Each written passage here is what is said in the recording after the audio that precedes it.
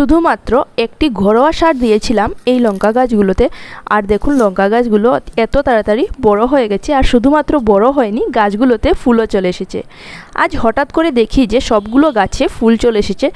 দেখে তো আমি প্রথমে নিজেই বিশ্বাস করতে পারছিলাম না, তো ভাবলাম যে আপনাদের সাথেও শেয়ার করি। কারণ গাছগুলো বসিয়েছিলাম 1 মাস আগে, আর এই 1 মাসের মধ্যে গাছগুলো এতটা বড় হয়ে গেছে, আর গাছগুলোতে ফুলও চলে এসেছে। শুধুমাত্র একটি খাবার দিয়েছিলাম এই গাছগুলোতে, আর গাছের এই খাবারটা আমরা প্রত্যেক দিনই ফেলে দেই, এটা আমাদের কোনো কাজে লাগে না।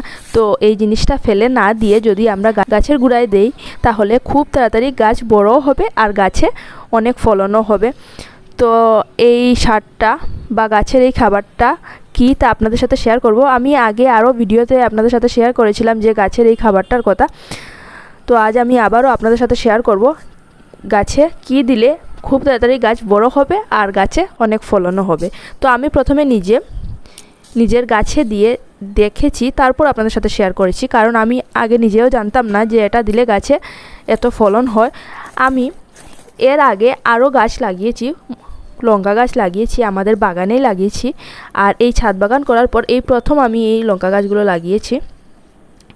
আর যখন বাগানে লঙ্কা গাছ লাগিয়েছি তখন এত ছোটো গাছে লঙ্কা ধরেনি। লঙ্কা গাছগুলো 2 মাস হওয়ার পর গাছগুলোতে লঙ্কা ধরেছে। তো এই প্রথমবার এত ছোটো গাছে আমি লঙ্কা ধরাতে পেরেছি, তো নিজেরই বিশ্বাস হচ্ছে না। গাছে কি ঘরোয়া সার দিলে গাছ খুব তাড়াতাড়ি বড় হবে আর খুব তাড়াতাড়ি গাছে ফলনও হবে, আর গাছে কোনো প্রকার রোগ আক্রমণ করতে পারবে না, তা আপনাদের সাথে শেয়ার করব। আর সবগুলো আমাদের ঘরেই থাকে, আর আমরা এই জিনিসটা ফেলে দেই প্রত্যেক দিনই। তা দিয়েই আপনারা নিজের বাগানে গাছ লাগিয়ে গাছের পরিচর্যা করতে পারবেন। আমার এই লঙ্কা গাছগুলোর কিছুটা আগা ভেঙে গেছে আর কিছু পাতাও নষ্ট হয়ে গেছে। তার কারণ হলো প্রচণ্ড শিলাবৃষ্টির জন্য গাছের পাতাগুলোর মধ্যে শিল পড়ে পাতাগুলো নষ্ট হয়ে গেছে, আর কিছুটা আগাও ভেঙে গেছে। তো প্রাকৃতিক দুর্যোগ তো আর আমি আটকাতে পারবো না, তা কিছু করার নেই। তো গাছগুলো আমার যে এখনও বেঁচে আছে তাই অনেক। তো আমি এখন এই গাছগুলোর পরিচর্যা করব, আপনাদের সাথে শেয়ার করব।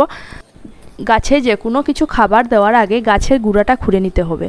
তো প্রথমে আমি সবগুলো গাছের গুঁড়াটা খুঁড়ে নেব, আর গাছের যেগুলো আগাছা আছে সবগুলো পরিষ্কার করে নেব।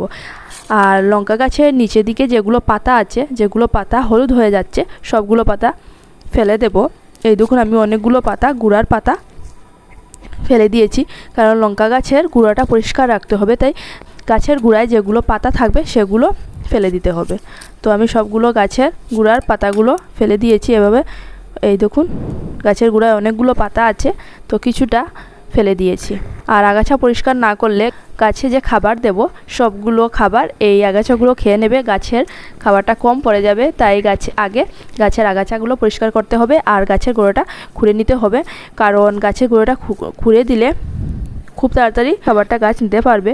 তাই গাছের প্রথমে মাটিটা খুঁড়ে দিতে হবে। আর এই দেখুন এগুলো আমি নতুন লাগিয়েছি, কিছুদিন হচ্ছে। তো প্রচণ্ড শিলাবৃষ্টি দেখে এই গাছগুলো কোনো রকমে বেঁচে আছে, তাই অনেক আমার কাছে। এই দেখুন এই গাছের গুঁড়াটাও আমি খুঁড়ে দিচ্ছি, এগুলো বেশি দিন হয়নি লাগিয়েছি। তো এই গুঁড়াটাও খুঁড়ে দিচ্ছি। আর এগুলোতে আমি এই সারটা দেব না, কারণ কালই বৃষ্টি দিয়েছে আর এই মাটিগুলো এখনও ভিজা আছে, তাই সারটা দেব না, না হলে গাছগুলো পচে যাবে। বেশি জল থাকলে গাছের গোড়ায় গাছগুলো পচে যাবে। আর এটা হলো আমাদের বাগানে কিভাবে উঠেছে জানি না, বাগান থেকে এনেছি এই বেগুন গাছের চারাটা, এনে আমি এখানে বসিয়েছি। তো দেখুন কি বড় হয়েছে এই বেগুন গাছটা, তো এটার মধ্যেও দেব। আর এই যে দেখছেন এই লঙ্কার চারাগুলো, এগুলোর মাটিও খুঁড়ে দেব। এই দেখুন সবগুলোর গোড়াটা খুঁড়ে দেব। আর এগুলোর মধ্যে আমি এই সারটা দেব না, কারণ এগুলোর মাটি এখনও ভেজা আছে। তো এই হলো এই ঘরোয়া সারটা, যেটা দিলে গাছ খুব তাড়াতাড়ি বড় হয় আর গাছে ফলনও হয়। এটা হলো ভাতের মাড় বা ফেনা আর চাল ধোয়া জল। চাল ধোয়ার পর যে জল থাকে সেই জলগুলো আমি সবগুলো রেখে দিয়েছি।